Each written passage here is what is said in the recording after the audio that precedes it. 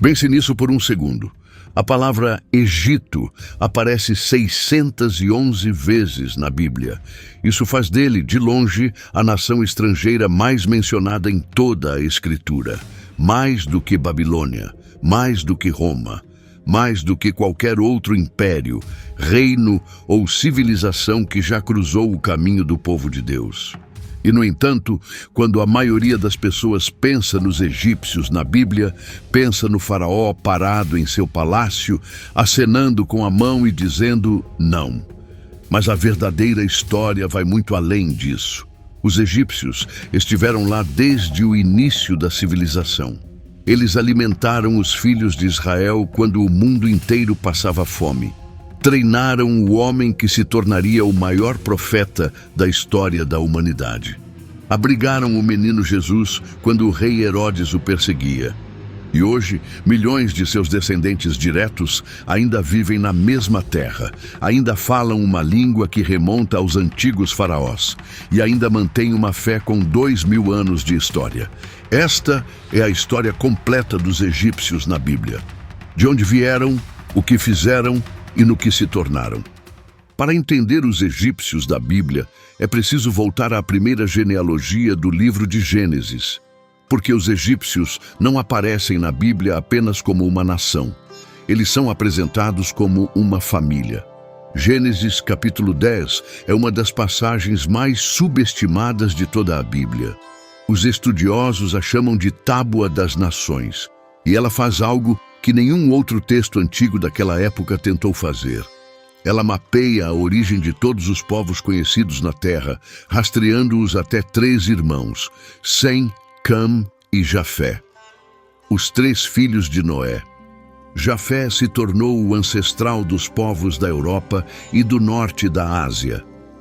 Sem se tornou o ancestral dos povos semitas, incluindo os hebreus, os arameus e os árabes.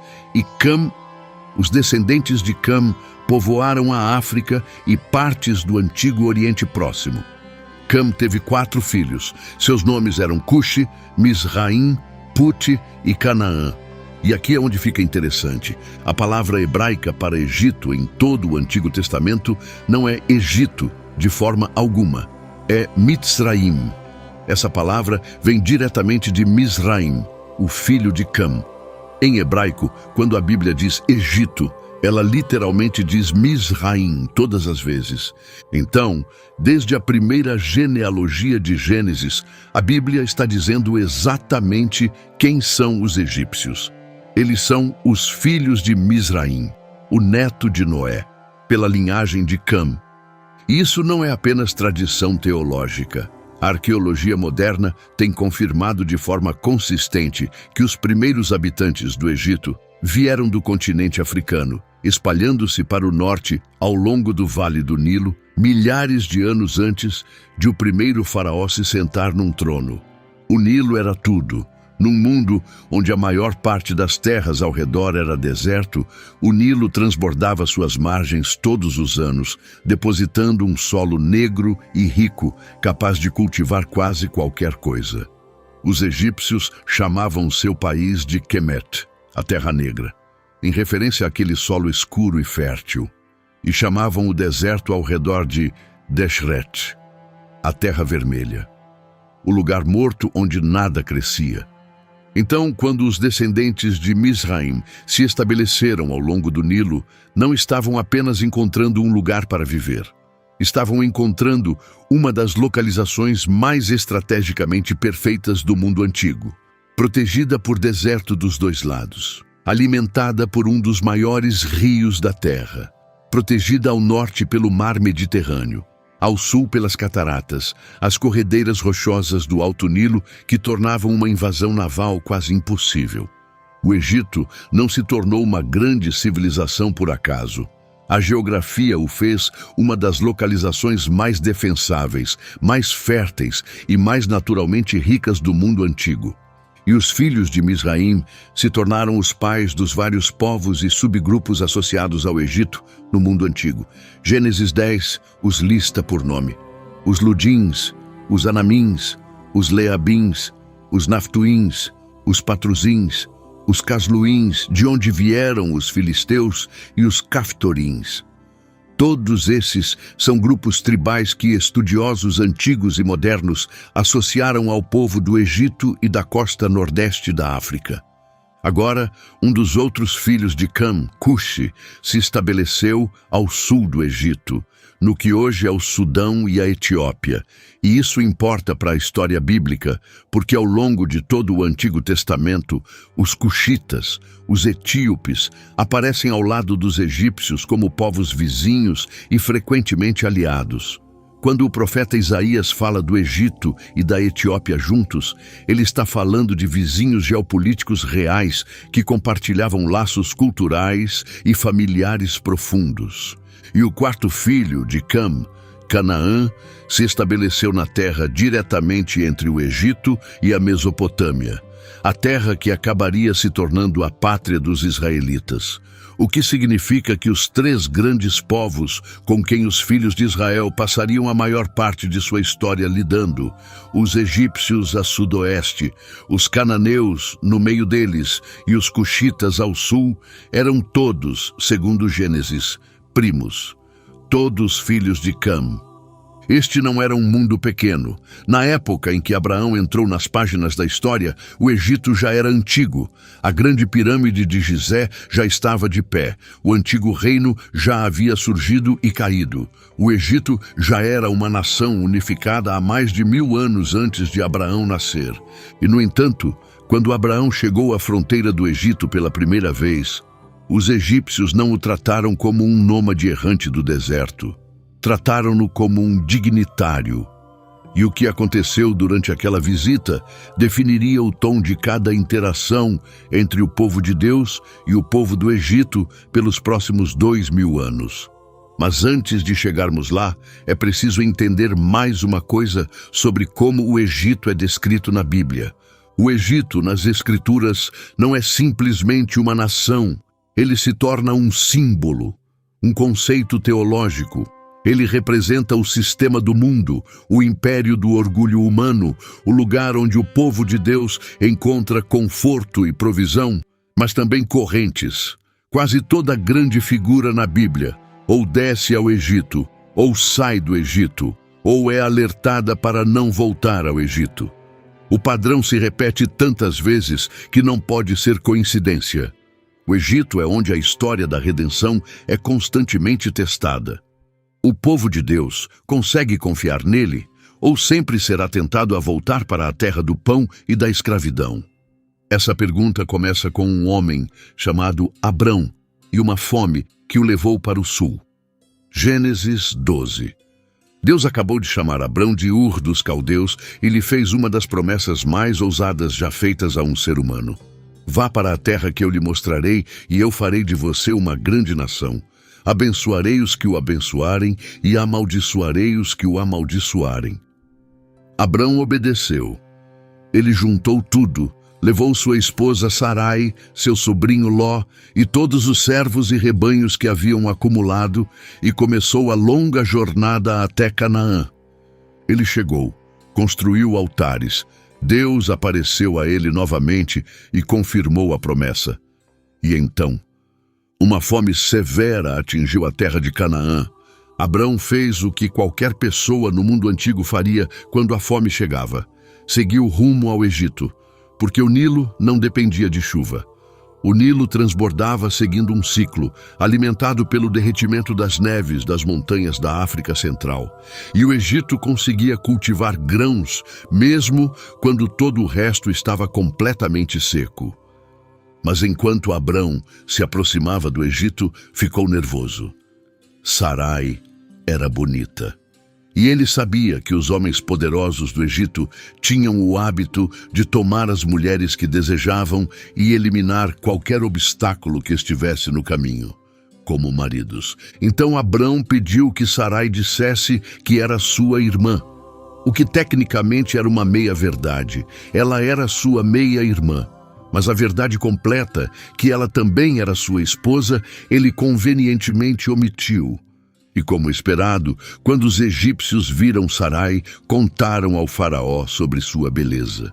E o faraó a levou para seu palácio. O texto não nos diz exatamente o que aconteceu durante esse período, mas diz que o faraó tratou Abrão muito bem por causa de Sarai. Deu-lhe ovelhas, gado, jumentos e jumentas, camelos, servos e servas. E então Deus interveio. O Senhor trouxe doenças graves sobre o faraó e sua casa por causa de Sarai. De alguma forma, o faraó descobriu o que estava acontecendo, e sua reação é um dos momentos mais notáveis de toda essa história. Ele não prendeu Abrão, não o executou por ter enganado o homem mais poderoso do mundo. Ele chamou Abrão, confrontou-o com os fatos e então deixou-o ir. Por que você não me disse que ela era sua esposa? Aqui está sua esposa, pegue-a e vá. O faraó, o rei egípcio, agiu com mais clareza moral naquele momento do que o homem que Deus havia chamado para ser o pai das nações. Essa é a primeira interação real entre o povo escolhido de Deus e os egípcios, e ela já contém a semente de tudo que viria depois. O povo de Deus iria ao Egito em tempos de dificuldade. O Egito proveria, mas Deus não permitiria que seu povo ficasse lá. Ele os conduziria de volta rumo à terra que lhes prometeu. Mas antes de Abrão partir, ele levou algo consigo. Algo que teria enorme importância. Entre os servos que o faraó deu a Abrão quando ele estava no Egito, havia uma jovem egípcia chamada Agar. Ela deixou o Egito com Abrão e Sarai. Entrou num mundo completamente estranho para ela. Não tinha família ali, nem protetores além das pessoas que ela servia. E durante anos caminhou nos bastidores da história, sem nome e praticamente despercebida. Até que Sarai perdeu a paciência com a promessa de Deus. 10 anos se passaram desde que Deus prometeu a Abrão um filho. Sarai continuava sem filhos. E no contexto cultural do Antigo Oriente Próximo, quando uma esposa não conseguia ter filhos, às vezes era aceitável que ela oferecesse sua serva ao marido como esposa secundária, para que a família pudesse ter um herdeiro. Sarai ofereceu Agar a Abrão, e Agar concebeu. Mas então a relação entre as duas mulheres se rompeu. Agar, grávida e carregando o herdeiro, começou a olhar com desprezo para sua senhora. Sarai a tratou com dureza, e Agar fugiu. Estava sozinha no deserto, grávida, provavelmente apavorada, correndo em direção ao Egito, o único lar que ela já havia conhecido. E foi ali que Deus a encontrou. Um anjo do Senhor apareceu a Agar no deserto. E o que aconteceu em seguida é extraordinário. Deus falou diretamente a essa mulher egípcia, essa serva que não fazia parte da aliança, que não tinha nenhuma posição oficial na casa de Abraão, exceto como esposa secundária, e lhe deu uma promessa. Multiplicarei tanto os seus descendentes que não será possível contá-los. E Agar deu um nome a Deus. Ela disse: Tu és o Deus que me vê. Em hebraico, El Roi, o Deus que vê.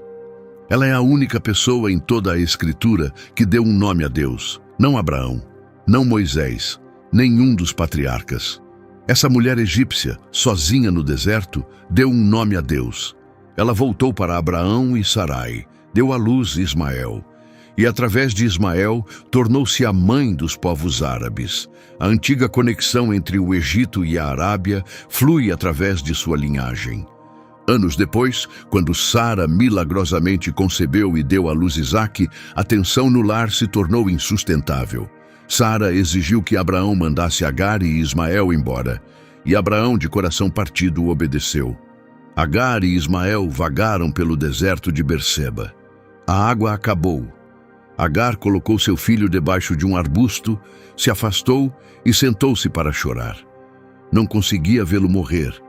E novamente Deus ouviu. O texto diz especificamente que Deus ouviu o menino chorando. E um anjo chamou Agar do céu. Não tenha medo, Deus ouviu o menino chorando onde ele está. Levante o menino e tome-o pela mão, pois farei dele uma grande nação. Então Deus abriu seus olhos, e ela viu um poço de água. Agar, a egípcia, 2 vezes abandonada no deserto, 2 vezes encontrada por Deus.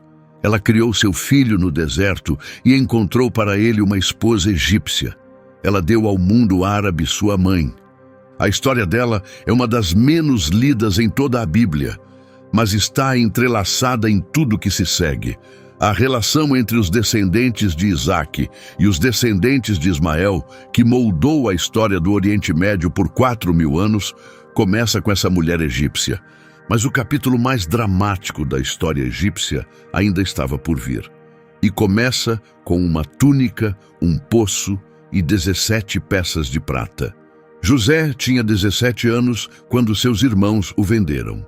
Era o 11º de 12 filhos, o primogênito da amada esposa de Jacó, Raquel. Seu pai o amava mais do que qualquer um dos outros e não fazia nenhum esforço para esconder isso. A famosa túnica, a roupa ricamente ornamentada, era um símbolo desse favoritismo e seus irmãos o odiavam por isso. Odiavam-no ainda mais quando ele começou a compartilhar seus sonhos, sonhos em que o sol, a lua e 11 estrelas se curvavam diante dele. Sonhos em que os feixes de trigo de seus irmãos se curvavam diante do seu feixe. E um dia, quando Jacó enviou José para verificar como estavam seus irmãos que pastoreavam ovelhas longe de casa, os irmãos viram sua oportunidade, agarraram-no, arrancaram sua túnica, jogaram-no num poço vazio e sentaram-se para almoçar enquanto seu irmão gritava lá de baixo. Então, uma caravana de comerciantes ismaelitas passou por ali. Lembre-se de Ismael, o filho de Agar, a egípcia. Seus descendentes agora eram os comerciantes do mundo antigo, viajando entre o Egito e a Mesopotâmia pelas grandes rotas comerciais. E Judá, um dos irmãos, sugeriu que vendessem José aos comerciantes em vez de matá-lo. Pelo menos ganhariam algum dinheiro. Venderam seu irmão por 20 peças de prata. Depois pegaram sua túnica, mataram um bode, mergulharam a túnica no sangue, levaram-na de volta ao pai e disseram que a tinham encontrado. E Jacó rasgou suas roupas e chorou e recusou-se a ser consolado. Ele acreditava que seu filho amado estava morto. José chegou ao Egito como escravo. Tinha passado de filho mais querido de seu pai a uma mercadoria humana anônima em questão de dias. Tudo o que conhecia tinha desaparecido. Mas o texto faz questão de dizer algo que seria fácil de ignorar. O Senhor estava com José. Ele foi vendido a um homem chamado Potifar, o capitão da guarda do faraó, um dos homens mais poderosos do Egito, e José trabalhou. Serviu com tamanha excelência que Potifar percebeu. Colocou José no comando de toda a sua casa. Tudo o que Potifar possuía, entregou nas mãos do jovem escravo hebreu. E então a esposa de Potifar notou José. O texto o descreve como formoso de porte e de aparência. E ela começou a assediá-lo, dia após dia após dia. E todas as vezes José recusou. Ele disse a ela: "Como poderia eu fazer tamanha maldade e pecar contra Deus?" E eis o que essa frase revela sobre José. No meio do Egito, cercado por deuses egípcios, cultura egípcia, tudo egípcio, esse jovem ainda sabia exatamente quem era seu Deus e o que seu Deus exigia dele. Os anos de escravidão não quebraram sua fé. Eles a tornaram mais clara. A esposa de Potifar acabou agarrando a capa de José e ele fugiu, deixando-a em suas mãos. Ela usou a capa como falsa prova, acusou-o diante do marido. E Potifar mandou José para a prisão. 2 anos José ficou naquela prisão. 2 anos. Mas novamente o Senhor estava com ele. José interpretou os sonhos de 2 companheiros de prisão, um copeiro e um padeiro da casa do faraó. Disse ao copeiro que seu sonho significava que seria restaurado ao seu cargo. Disse ao padeiro que seu sonho significava que seria executado. As 2 interpretações se cumpriram exatamente como José havia dito. Mas quando o copeiro foi restaurado, a corte do faraó esqueceu de José. Mas 2 anos se passaram, e então o próprio faraó teve 2 sonhos que nenhum de seus magos conseguiu interpretar. No primeiro sonho, 7 vacas gordas e saudáveis subiram do Nilo e pastavam nos juncos. Depois, 7 vacas magras e feias subiram e devoraram as 7 vacas gordas. E o faraó acordou em suor. No segundo sonho, 7 espigas cheias de grãos cresceram numa única haste. Depois, 7 espigas finas e queimadas pelo vento engoliram as 7 espigas saudáveis. Ninguém no Egito conseguiu explicar esses sonhos, nem os magos, nem os sábios, nem os sacerdotes de Amon ou Ra ou de qualquer outro deus. A civilização mais instruída e mais sofisticada do mundo antigo estava perdida. E foi aí que o copeiro finalmente se lembrou do jovem prisioneiro hebreu que havia interpretado seu sonho 2 anos antes. Tiraram José às pressas da prisão, fizeram-no barbear-se, deram-lhe roupas limpas e o levaram diante do faraó. E o faraó disse: "Tive um sonho e ninguém consegue interpretá-lo. Mas ouvi dizer que quando você ouve um sonho, consegue interpretá-lo." E José respondeu: "Não está em mim, mas Deus dará ao faraó a resposta que ele deseja." Repare no que José não disse. Ele não disse: "Vou tentar." Não atribuiu a capacidade a si mesmo. Imediatamente, publicamente, diante do homem mais poderoso do mundo, ele atribuiu o dom a Deus. Ouviu os sonhos e então falou: 7 anos de grande abundância estão chegando por toda a terra do Egito, mas 7 anos de fome virão depois deles. A abundância na terra será esquecida, porque a fome que se seguirá será muito severa. Então José deu ao faraó um plano: armazenar 1/5 da colheita durante os 7 anos bons, construir depósitos, nomear um homem sábio e prudente para supervisionar a operação. A resposta do faraó foi imediata. Ele olhou para seus oficiais e disse: "Poderemos encontrar alguém como este homem em quem está o Espírito de Deus?" E então, numa das reviravoltas mais dramáticas de toda a história humana, o faraó tirou o anel de sinete do próprio dedo e o colocou na mão de José. Vestiu-o com roupas de linho fino, pôs uma corrente de ouro em seu pescoço, fê-lo desfilar em seu segundo carro. E declarou que, sem a aprovação de José, ninguém em todo o Egito poderia levantar a mão ou o pé. O escravo de 17 anos que fora jogado num poço pelos próprios irmãos era agora, aos 30 anos, o segundo homem mais poderoso do Egito. E então os anos se desenrolaram exatamente como Deus havia mostrado. 7 anos de abundância. José percorreu todo o Egito, supervisionando a construção de depósitos. Os grãos chegavam aos montes. Os estoques se tornaram tão vastos que pararam de contar. E então a fome começou. Não apenas no Egito, em todas as terras ao redor. Canaã, Mesopotâmia, todo o antigo Oriente Próximo secou e começou a passar fome. Mas o Egito tinha comida. Pessoas vinham de toda parte, e entre aqueles que vieram estavam 10 irmãos de Canaã, abatidos pela fome, desesperados. Vieram comprar grãos do oficial egípcio de quem tinham ouvido falar, aquele que controlava toda a comida. Chegaram e se curvaram diante dele, com o rosto no chão. Não faziam ideia de quem ele era. Mas José reconheceu seus irmãos imediatamente e se lembrou dos sonhos. Ele não se revelou de imediato. Testou-os, acusou-os de serem espiões, exigiu que trouxessem o irmão mais novo, Benjamim, como prova de honestidade. Manteve seu irmão Simeão como refém. E durante todo esse tempo, a Bíblia registra uma única frase devastadora. Ele se afastou deles e começou a chorar. Finalmente, depois de várias visitas e testes, José não conseguiu mais se conter. Mandou que todos os seus servos egípcios saíssem da sala.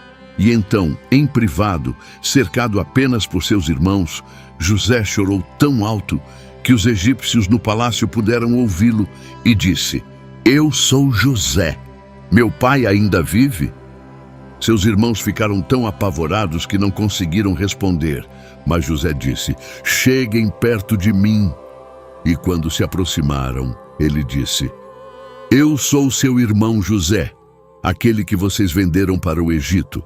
Agora, não fiquem angustiados, nem se culpem por terem me vendido para cá, porque foi para salvar vidas que Deus me enviou à frente de vocês.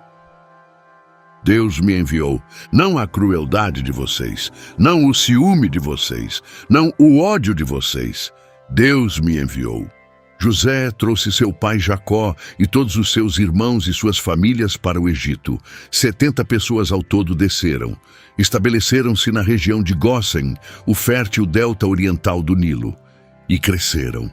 Cresceram e cresceram e cresceram. Pelos próximos 430 anos, a família de Israel viveu no Egito, e aquele número, 70 pessoas que desceram, se tornou uma nação. Mas primeiro, houve uma conversa entre Jacó e o faraó que é fácil de passar despercebida. O faraó pergunta a Jacó: Quantos anos você tem? E Jacó responde: Os anos da minha peregrinação são 130. Meus anos foram poucos e difíceis. Este é um momento profundo. Jacó, esse homem idoso com seu cajado, de pé diante do maior rei da terra, descreve toda a sua vida como uma peregrinação, uma jornada. Ele não pertence a este lugar, nunca pertencerá. O Egito é uma parada no caminho, não o destino. E então, aquele que havia recebido a bênção de Deus, abençoou o faraó. O patriarca do povo da aliança abençoou o rei do Egito. Jacó morreu no Egito, os irmãos de José morreram no Egito. E uma geração passou, e depois outra, e outra. E os israelitas continuaram se multiplicando. Os 70 que desceram se tornaram centenas, depois milhares, depois centenas de milhares. Encheram a terra de Gósen. Foram fecundos e se multiplicaram grandemente, diz o texto, e se tornaram extremamente numerosos. E então, num versículo que muda tudo, o livro de Êxodo apresenta esta frase: Então subiu ao poder no Egito um novo rei, para quem José não significava nada. Há um enorme debate entre os estudiosos sobre qual faraó era esse. Alguns defendem Tutmoses III, cujo reinado viu uma grande campanha de construção no delta oriental do Nilo. Outros propuseram Ramsés II, o mais famoso de todos os faraós, cujos projetos de construção em Pi-Ramsés, em Gósen, coincidem com as descrições bíblicas dos israelitas construindo cidades. O debate nunca foi totalmente resolvido e provavelmente nunca será, porque os egípcios não tinham o hábito de registrar suas derrotas e humilhações. Mas a identidade do indivíduo importa menos do que o que suas ações revelam, porque o que esse novo faraó fez foi calculado, foi estratégico e foi implacável. Ele olhou para os israelitas e não viu pessoas, mas um risco.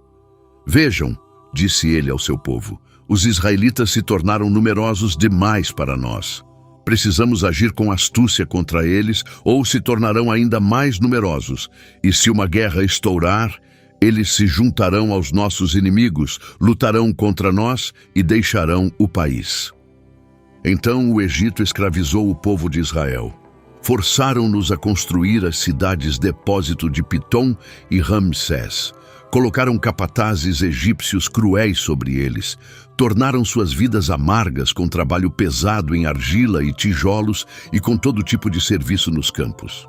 Mas quanto mais oprimiam os israelitas, mais eles se multiplicavam e se espalhavam.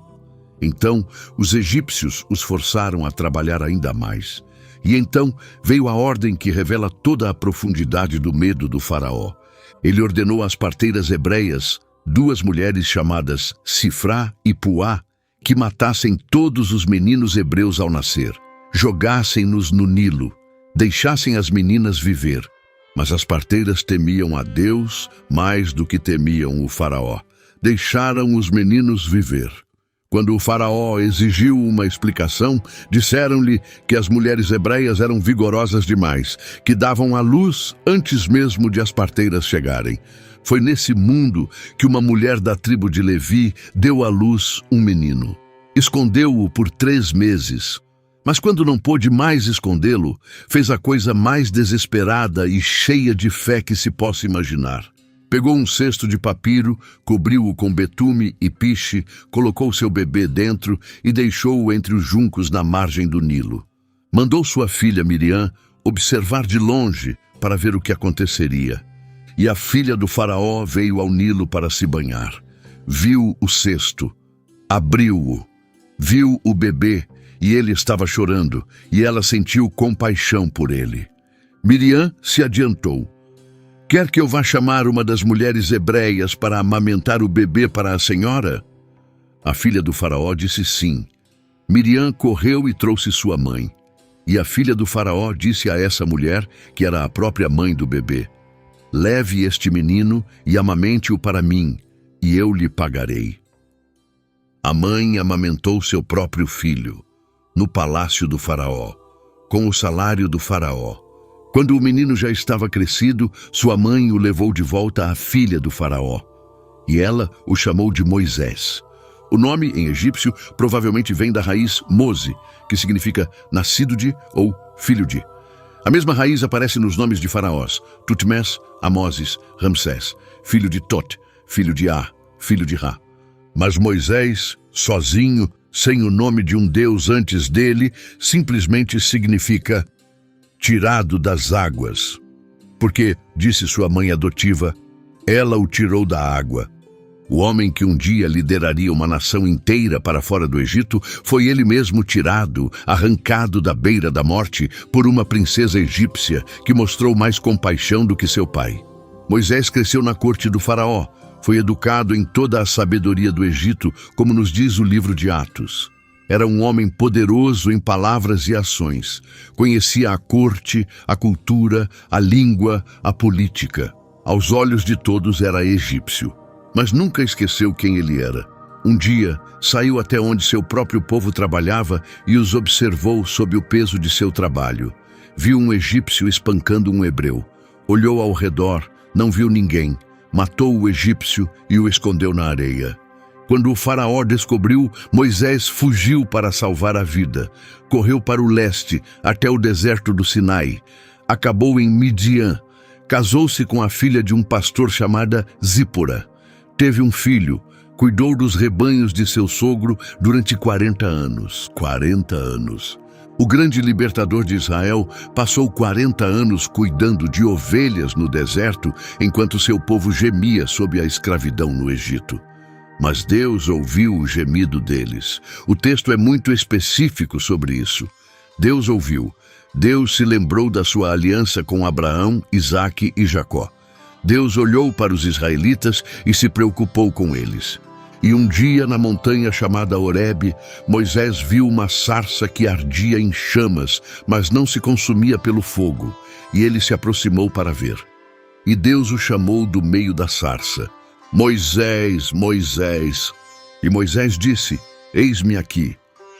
Quando Deus falou com Moisés da sarça ardente, começou com algo que Moisés precisava ouvir mais do que qualquer outra coisa. Ele se apresentou: eu sou o Deus de seu pai, o Deus de Abraão, o Deus de Isaque e o Deus de Jacó. Ele não havia esquecido. 80 anos tinham se passado desde o nascimento de Moisés. 400 anos tinham se passado desde a morte de José no Egito. A aliança que Deus fizera com Abraão parecia uma nota de rodapé histórica enterrada sob séculos de escravidão. Mas Deus disse: eu me lembro, eu vejo a miséria deles, eu conheço o sofrimento deles e eu vou agir. Disse a Moisés que voltasse ao Egito, que se apresentasse diante do faraó e que exigisse a libertação dos israelitas. Moisés resistiu, como os seres humanos costumam fazer quando Deus lhes dá missões impossíveis. Quem sou eu para ir ao faraó? Não sou um bom orador, mande outro. Mas Deus disse: eu estarei com você. E disse a Moisés exatamente o que dizer. Deu-lhe sinais miraculosos para realizar e enviou seu irmão Arão para ser seu porta-voz. Moisés voltou ao Egito. Estivera fora por 40 anos. Alguns estudiosos acreditam que ele tinha então 80 anos. Ele entrou na corte mais poderosa da terra e entregou uma mensagem que nenhum egípcio jamais havia ouvido. Assim diz o Senhor, o Deus de Israel: deixe meu povo ir. A resposta do faraó: quem é o Senhor para que eu lhe obedeça e deixe Israel ir? Não conheço o Senhor e não deixarei Israel ir. E a partir daquele momento, Deus começou a responder essa pergunta da maneira mais dramática possível. As 10 pragas do Egito estão entre os eventos mais estudados da história bíblica e arqueológica. E o que as torna tão notáveis, além de sua enorme escala, é que cada uma delas parece ter sido um ataque direto a uma divindade egípcia específica. O Nilo era a fonte de toda a vida no Egito. Os egípcios adoravam o Nilo como um deus, Hapi, a divindade da enchente anual. Então, quando Deus transformou o Nilo em sangue, não estava apenas destruindo uma fonte de água, estava humilhando um deus. Os sapos eram sagrados para Heket, a deusa egípcia da fertilidade, representada como uma rã. Quando os sapos cobriram cada superfície do Egito, quando estavam nas camas, nos fornos, nas maceiras, quando a terra fedia por causa das montanhas de sapos mortos, Heket não estava protegendo o Egito, estava sufocando-o. Os piolhos e as moscas atacaram a terra, apesar de tudo que os magos egípcios fizeram para detê-los. A peste nos animais atingiu o gado, os cavalos e os jumentos, todos animais associados a várias divindades egípcias. A chuva de granizo destruiu as plantações numa terra que se orgulhava de sua abundância agrícola. A escuridão foi talvez a mais carregada de significado teológico. Ra, o Deus Sol, era a divindade suprema do Egito. O próprio faraó era considerado o filho de Ra, a manifestação terrena do poder do Deus Sol. Quando Deus enviou 3 dias de trevas densas sobre o Egito, trevas tão pesadas que o texto diz que podiam ser sentidas, ele estava declarando Ra impotente. Estava humilhando a divindade mais importante de todo o panteão egípcio, e nenhuma gota de escuridão caiu sobre Gósen, onde os israelitas viviam. Os egípcios viviam nas trevas, os israelitas tinham luz em suas casas, e mesmo assim o faraó não os deixou ir. Então Deus anunciou a 10ª praga, a morte de todo filho primogênito no Egito, desde o primogênito do faraó que se sentava no trono, até o primogênito do prisioneiro na masmorra. Isso não era apenas uma tragédia humana, era outra declaração teológica. Porque o filho primogênito do faraó era considerado o herdeiro de Ra, a futura encarnação do Deus Sol. Deus estava matando o herdeiro da divindade mais poderosa do Egito. Ele disse aos israelitas para se prepararem, para tomar um cordeiro, abatê-lo ao entardecer e pintar seu sangue nos batentes das portas de suas casas. E quando o destruidor passasse pelo Egito, veria o sangue e passaria por cima daquela casa. Na noite em que a praga caiu, algo mudou no Egito que nunca havia acontecido antes. O faraó mandou chamar Moisés e Arão à noite e disse: levantem-se, saiam do meio do meu povo, vocês e os israelitas. Vão, levem seus rebanhos e vão, e também me abençoem. E também me abençoem. Mesmo em sua dor, cercado pelo som do choro de todos os lares do Egito, o faraó pediu ao Deus de Israel uma bênção. Os israelitas partiram às pressas, 600.000 homens a pé, além de mulheres e crianças. Estudiosos debatem os números exatos, mas o texto é claro. O que deixou o Egito naquela noite foi uma massa enorme de gente. Estiveram no Egito por 430 anos, até o dia. O texto diz exatamente isso. E não estavam sozinhos. O texto diz que uma multidão mista subiu com eles. Egípcios e outros que haviam testemunhado as pragas, que viram o que o Deus de Israel era capaz de fazer, que escolheram seguir essa nação e seu Deus. O Egito não perdeu apenas seus escravos. Perdeu uma parte de seu próprio povo, egípcios que seguiram o Deus do Êxodo para fora de seu próprio país. Mas a história não tinha acabado. A dor do faraó durou exatamente o tempo que levou para ele perceber o que acabara de perder. Sua mão de obra barata, o motor econômico de seu império, reuniu seu exército, 600 carros escolhidos, os melhores carros do Egito, mas todos os outros carros, com oficiais sobre todos eles. Os israelitas estavam acampados na margem do Mar Vermelho quando ouviram o estrondo de cascos e rodas de carros atrás deles. Ficaram apavorados. Clamaram a Moisés: "Foi porque não havia sepulturas no Egito que você nos trouxe ao deserto para morrer?" E Moisés disse: "Não tenham medo. Fiquem firmes e verão o livramento que o Senhor lhes trará hoje. Os egípcios que vocês veem hoje, nunca mais os verão.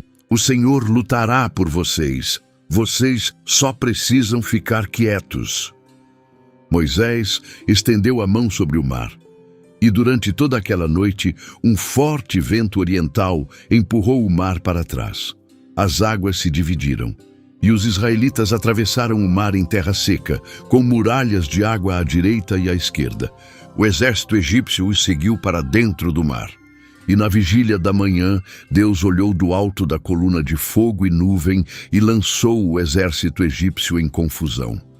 Fez as rodas dos carros se soltarem. Eles começaram a entrar em pânico. "Fujamos dos israelitas. O Senhor está lutando por eles contra o Egito." Mas era tarde demais. Moisés estendeu novamente a mão sobre o mar. Ao amanhecer, o mar voltou ao seu lugar. O exército egípcio inteiro foi engolido. Nenhum sobreviveu. Os israelitas viram o exército egípcio morto na praia. E temeram ao Senhor e depositaram sua confiança nele e em Moisés, seu servo. Então Moisés cantou, e sua irmã Miriam, que quando criança havia observado o cesto nos juncos, pegou um tamborim na mão, e todas as mulheres a seguiram com tamborins e danças. E ela cantou: "Cantem ao Senhor, pois ele triunfou gloriosamente. Cavalo e cavaleiro ele lançou no mar." O êxodo estava completo. Os israelitas estavam livres. Mas o que aconteceu com o Egito? A Bíblia não se detém muito no Egito depois do êxodo. O exército egípcio foi destruído. A terra fora devastada por 10 pragas. A economia, que funcionara por gerações com o trabalho de escravos hebreus, de repente ficou sem centenas de milhares de trabalhadores. Isso não foi um revés menor. Foi uma catástrofe nacional. E há um momento assombroso na travessia do mar que é fácil de passar despercebido. O texto diz que quando os egípcios viram as muralhas de água, quando perceberam o que estava acontecendo, alguns deles gritaram: "O Senhor está lutando por eles contra o Egito." Reconheceram o Deus de Israel no último instante. Viram quem ele era, o que ele estava fazendo, de que lado ele estava. E foi a última coisa que disseram. 5 séculos se passaram entre o êxodo e o reinado de Salomão. 5 séculos de peregrinação no deserto, conquista, a era dos juízes, a monarquia inicial sob Saul e Davi. E durante todo esse tempo, o Egito permaneceu em segundo plano. Um ponto de referência, um alerta, o lugar de onde o povo de Deus veio, o lugar para onde nunca deveria voltar. Mas quando Salomão chegou ao poder, fez algo que chocou o mundo antigo. Firmou uma aliança matrimonial com o faraó, o rei do Egito. Casou-se com a filha do faraó e a trouxe para a cidade de Davi. O próprio faraó havia saqueado e queimado a cidade cananeia de Gézer, matado seus habitantes e a dado como presente de casamento para sua filha. O rei do Egito deu uma cidade cananeia como dote ao rei de Israel. Este foi um acordo extraordinário. O Egito normalmente não dava suas filhas a reis estrangeiros. Isso era visto como sinal de fraqueza. Mas Salomão era rico e influente o bastante para que o faraó abrisse uma exceção. Esta era uma aliança diplomática e econômica entre as duas potências mais significativas da região. Salomão também comprou cavalos e carros do Egito, algo que a lei explicitamente proibia, e importava linho egípcio e o exportava por todo o Oriente Próximo. O Egito, a terra da escravidão, tornou-se um dos principais parceiros comerciais de Salomão. Mas essa aproximação com o Egito se revelaria um padrão de compromisso espiritual. Quase toda vez que um rei israelita ou o povo de Judá recorreu ao Egito por ajuda política ou militar, os profetas condenaram. Isaías escreveu: Ai dos que descem ao Egito em busca de socorro, que confiam em cavalos, que se apoiam na multidão de seus carros, mas não olham para o Santo de Israel, nem buscam a ajuda do Senhor. Jeremias foi ainda mais direto. Ele observou os últimos reis de Judá correrem ao Egito pedindo proteção contra a Babilônia. Disse-lhes que falharia.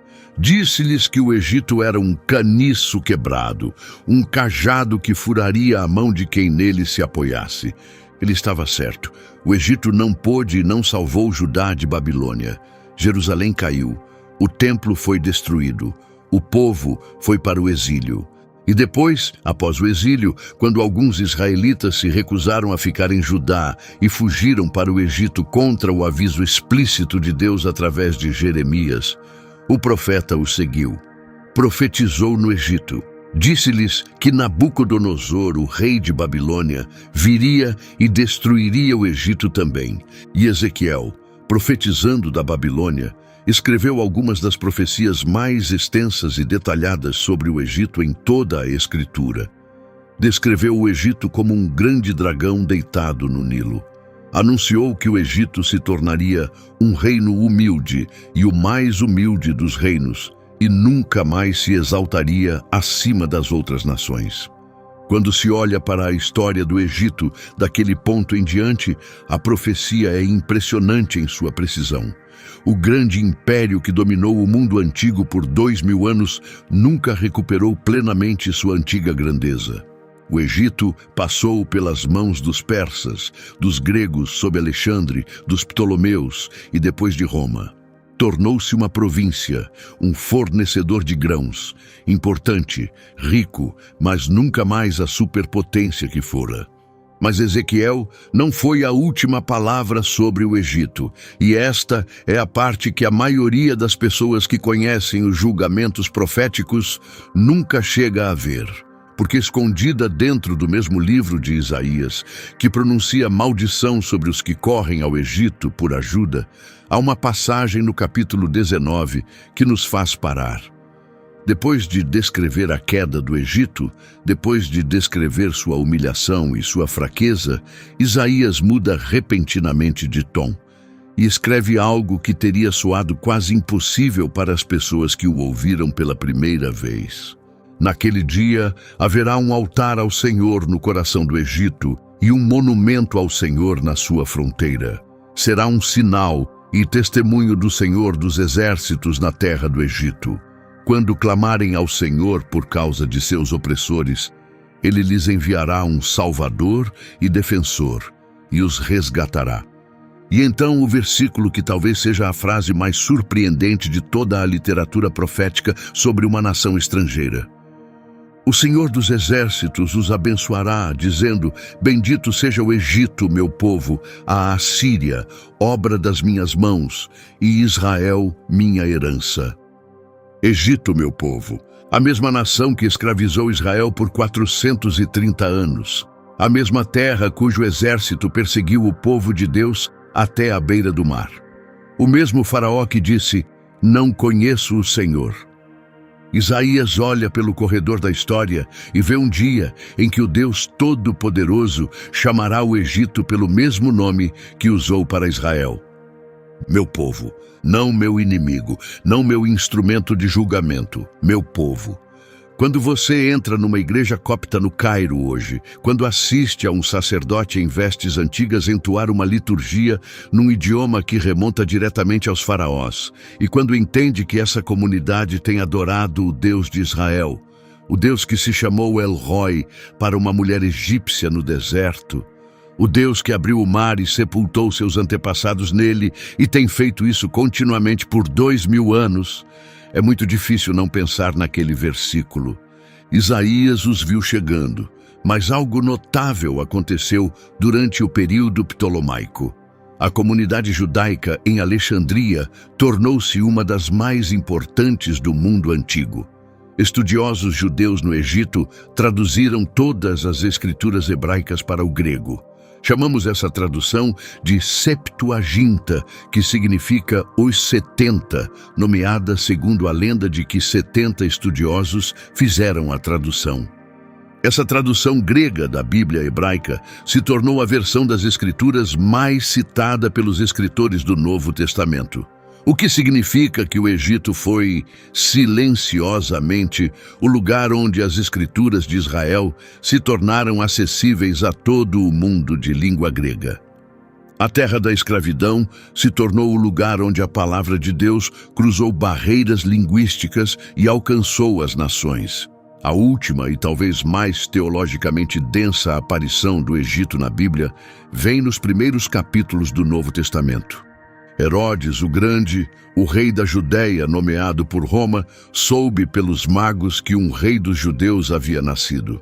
Convocou os sumos sacerdotes e escribas, descobriu que Belém era o local de nascimento profetizado e colocou em prática um plano para eliminar a ameaça. Mas antes que Herodes pudesse agir, um anjo apareceu a José em sonho. Levante-se, pegue o menino e sua mãe e fuja para o Egito. Fique lá até que eu lhe avise, pois Herodes vai procurar o menino para matá-lo. Então José se levantou, pegou Maria e o menino Jesus, e no meio da noite partiu para o Egito. Egito, de todos os lugares do mundo antigo, o Egito. Ficaram lá até a morte de Herodes. Um período indefinido de tempo, abrigados na terra que um dia escravizara os antepassados de Jesus, protegidos no país que os profetas haviam alertado o povo de Deus para nunca confiar. E quando Herodes morreu e era seguro voltar, um anjo falou a José novamente: levante-se, pegue o menino e sua mãe e vá para a terra de Israel, pois aqueles que tentavam tirar a vida do menino estão mortos. Mateus, comentando esse retorno, cita o profeta Oséias: do Egito chamei meu filho. Em Oséias, essa frase foi originalmente escrita sobre o Êxodo, sobre Deus chamando a nação de Israel para fora da escravidão egípcia. Mas Mateus a aplica diretamente a Jesus, e ao fazê-lo, sinaliza algo extraordinário. A história de Jesus é a história de Israel recapitulada. Ele desce ao Egito, ele sai do Egito, atravessa a água, o Jordão, em seu batismo. Vai ao deserto por 40 dias, espelhando os 40 anos de Israel. E onde Israel falhou nas provas do deserto, Jesus passou em todas. O padrão do Êxodo percorre toda a história do Evangelho. O Egito não é apenas um cenário histórico, é um enquadramento teológico. E há mais uma coisa que vale a pena notar. A igreja primitiva no Egito, segundo a tradição, foi estabelecida pelo próprio Marcos, o evangelista. Alexandria se tornou um dos grandes centros do cristianismo primitivo. Pais da igreja como Orígenes, Clemente de Alexandria e Atanásio moldaram a teologia cristã a partir do solo egípcio. Os pais do deserto, os monges do deserto egípcio, iniciaram uma forma de devoção cristã que influenciou toda a igreja medieval. O Egito não foi apenas um lugar onde a história aconteceu. O Egito foi um lugar onde a história continuou acontecendo. Então, quem são os descendentes dos antigos egípcios hoje? A resposta é mais complexa do que parece e também mais fascinante. Os coptas são o povo cristão nativo do Egito. Seu nome vem da palavra grega Aegyptos, que significa Egito, que foi filtrada pelo árabe como Qibt e depois se tornou copta. A palavra simplesmente significa egípcio. A igreja copta, fundada segundo a tradição pelo apóstolo Marcos no primeiro século, é uma das comunidades cristãs contínuas mais antigas da terra. Sobreviveu à perseguição romana, à supressão bizantina, à conquista árabe do Egito no século VII, às cruzadas, ao Império Otomano e à pressão política moderna. A língua copta, a língua litúrgica ainda usada no culto cristão, copta hoje, é descendente direta do egípcio antigo. Quando um sacerdote copta entoa a liturgia, está usando uma língua com raízes fonéticas e gramaticais diretas na língua dos faraós. Estudos de DNA confirmaram o que historiadores e arqueólogos há muito defendiam. Os egípcios coptas modernos mostram uma continuidade genética significativa com os antigos egípcios. Não são simplesmente descendentes religiosos, são descendentes biológicos. O povo que construiu as pirâmides, que cultivou trigo no delta do Nilo, que cruzou caminhos com Abraão e José, e Moisés, e Maria e José, carregando o menino Jesus, tem parentes vivos no Egito hoje. Há aproximadamente 10 milhões de cristãos coptas no Egito, com milhões mais em comunidades na diáspora ao redor do mundo, nos Estados Unidos, no Canadá, na Austrália e na Europa. Eles são, no sentido mais direto possível, filhos de Mizraim, os descendentes do filho de Cã, o povo que a Bíblia chama de egípcios, desde a primeira genealogia, ainda vivendo, ainda adorando, ainda falando vestígios da língua antiga, na mesma terra que seus antepassados habitaram quando Abraão cruzou sua fronteira pela primeira vez, 4.000 anos atrás. A história dos egípcios na Bíblia não terminou com o Êxodo, não terminou com os Ptolomeus, não terminou com a conquista romana ou a invasão árabe. Ela ainda continua. O Egito está entrelaçado em toda a história das Escrituras, de Gênesis ao Apocalipse. De Mizraim, o filho de Cã, a Agar, que deu um nome a Deus, a José, que salvou o mundo, a Moisés, que foi tirado da água para libertar seu povo, ao menino Jesus, abrigado na mesma terra que um dia escravizou seus antepassados. Os egípcios não foram apenas personagens secundários da história principal da Bíblia. Foram participantes dela, testemunhas dela, moldados por ela. E para milhões de seus descendentes hoje, ainda vivendo-a. Se você quer ir mais fundo, a história de José, a narrativa mais detalhada de todo o Gênesis, está na tela agora. Inscreva-se para nunca perder outro mergulho profundo como este.